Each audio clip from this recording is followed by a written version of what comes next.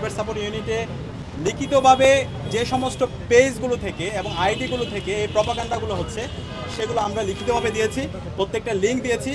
এক্ষেত্রে আমি নামগুলো একটু আপনাদের সামনে আমরা নামগুলো একটু বলছি। একটা হচ্ছে ডাকসু কণ্ঠস্বর, এরপর হচ্ছে আমার ডাকসু, দ্য ন্যাশনালিস্ট ডেটা, বঙ্গগ্রাফ, রোমারি, কাঠের কেল্লা, এরপর হচ্ছে ডিও ইনসাইডার নামে একটা পেজ আছে যেটা আগের নাম ছিল এক্সপোজ ভয়েস, এর আগে ছিল জিয়া পলিটিক্যাল ইনফরমেশন হাব, বিভিন্ন সময় নাম চেঞ্জ হয়েছে। এরপর হচ্ছে এআর কি, বট জিপিটি, এভাবে আরও অনেকগুলো। এরপর হচ্ছে অনেকগুলো রিয়েল আইডি যেগুলো থেকে অব্যাহতভাবে প্রপাগান্ডা হচ্ছে। এনামুল হক শান্ত, তার ভেরিফাইড আইডি আছে।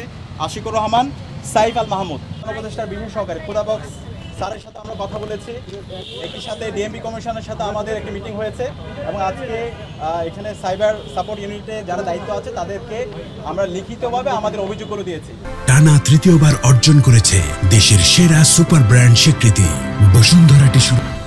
আপনারা দেখতে পাবেন ডাকসু নির্বাচনের আগে এবং ডাকসু নির্বাচন পরবর্তী অব্যাহতভাবে সোশ্যাল মিডিয়ায় কিছু রিয়েল আইডি এবং কিছু ফেক আইডি থেকে এবং পেজ থেকে আমাদের যারা ছাত্রীরা আছে, নারীরা আছে এবং বিশেষ করে যারা নারী অ্যাক্টিভিস্ট আছে এবং ডাকসুতে নির্বাচিত যারা প্রতিনিধি আছে তাদের বিরুদ্ধে অব্যাহত সাইবার বুলিং হচ্ছে, স্লেট শেমিং হচ্ছে, হ্যারাসমেন্ট হচ্ছে, বিভিন্ন ধরনের ফেক ফটো কার্ড দিয়ে অব্যাহতভাবে নোংরা ভাষায় প্রপাগান্ডা হচ্ছে এবং কমেন্ট সেকশনে অব্যাহতভাবে এই পেজগুলো থেকে, আইডি থেকে আমাদের প্রার্থী এবং যারা প্রতিনিধি যারা আছে এবং নারী শিক্ষার্থী যারা আছে এবং বিশেষ করে যারা নির্বাচিত প্রতিনিধি আছে তাদের বিরুদ্ধে ক্রমাগত প্রপাগান্ডা হচ্ছে। তো আমরা দেখেছি এখানে যতগুলো পেজ বলেছি প্রত্যেকটা পেজ রাজনৈতিক দল, একটা রাজনৈতিক দলের সাথে কানেক্টেড, সেটা হচ্ছে ছাত্র দল এবং বিএনপির বিভিন্ন অ্যাক্টিভিস্টরা এই পেজগুলো চালায়। তো আমরা যখন আমাদের এই লিঙ্কগুলো দিয়েছি, এখানে যারা এক্সপার্ট আছে সাইবার নিয়ে যারা কাজ করে তারা ইতিমধ্যে এটা নিয়ে কাজ করছে, তারা বিআরটিসিকে ব্যবস্থা নেওয়ার জন্য, বিটিআরসিকে ব্যবস্থা নেওয়ার জন্য বলেছে। একই সাথে অ্যাক্টিভিটি লগগুলো তারা দেখছে, ফেসবুকের সাথে অফিসিয়ালি যোগাযোগ করেছে, যে পেজগুলোর কথা বলেছে এগুলো অ্যাডমিন ইতিমধ্যে তারা বের করতে পেরেছে এবং খুব দ্রুতই এই অ্যাডমিনদের বিরুদ্ধে যারা এই স্লেট শেমিং, সাইবার বুলিং এবং হ্যারাসমেন্টের সাথে জড়িত আছে তাদের বিরুদ্ধে তারা ব্যবস্থা নেওয়ার ব্যাপারে তারা আশ্বস্ত করেছেন আমাদেরকে।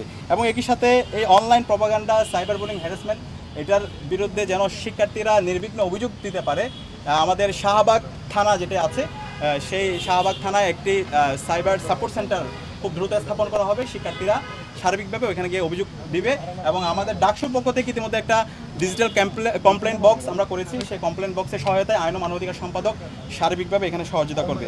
তো আমরা আশা করছি এই যারা স্লেট শেমিং করছে, সাইবার বুলিং করছে, হ্যারাসমেন্ট করছে, মিথ্যা প্রপাগান্ডা করছে, তারা হলো কালপ্রিট। সে যেই দলের হোক, যে রাজনৈতিক দলের হোক। আমরা দেখতে পেয়েছি গতকালকেও আমার বিরুদ্ধে বঙ্গগ্রাফ নামে একটি পেজ থেকে মিথ্যা প্রপাগান্ডা ছড়ানো হয়েছে। তো পরবর্তীতে তারা আবার ক্ষমাও চেয়েছে। তো আমরা আমাদের এই যে অভিযোগ দিয়েছি সেই অভিযোগের মধ্যে সকল পেজগুলো ছিল এরকম যারা প্রপাগান্ডা করছে, মিথ্যা প্রপাগান্ডা, সবার বিরুদ্ধে আইন শৃঙ্খলা বাহিনী যথাযথ ব্যবস্থা গ্রহণ করবে। তো আমরা একই সাথে শাহবাগ থানায় গিয়ে আমাদের যে মামলা, সেই মামলার কপিটা জমা দিব এবং আমরা আশা করছি এই যারা কালপিট আছে তাদেরকে দৃষ্টান্তমূলক বিচারের আওতায় নিয়ে আসার মাধ্যমে এই ধরনের সাইবার বুলিং, হ্যারাসমেন্ট এগুলো বন্ধ হবে। এবং এই জায়গায় ঢাকা বিশ্ববিদ্যালয় কেন্দ্রীয় ছাত্র সংসদের ডাকসু জিরো টলারেন্স নীতি ঘোষণা, যারা আমার বোনদের বিরুদ্ধে, প্রার্থীদের বিরুদ্ধে, শিক্ষার্থীদের বিরুদ্ধে সাইবার বুলিং করছে, হ্যারাসমেন্ট করছে, এরা কোনো মানুষ হতে পারে না, এরা হচ্ছে কুলাঙ্গার। এদের বিরুদ্ধে আমাদের সবাইকে এক হইতে হবে, রাজনৈতিক দল, ছাত্র সংগঠন, সকল শিক্ষার্থী, নাগরিকদেরকে এদের বিরুদ্ধে আমাদেরকে অবস্থান পরিষ্কার করতে হবে। তো এই জায়গায় আমাদের জিরো টলারেন্স এবং আমরা আশা করছি এদের সবাইকে দৃষ্টান্তমূলক বিচার আওতায় নিয়ে আসা হবে। সবাইকে অসংখ্য ধন্যবাদ।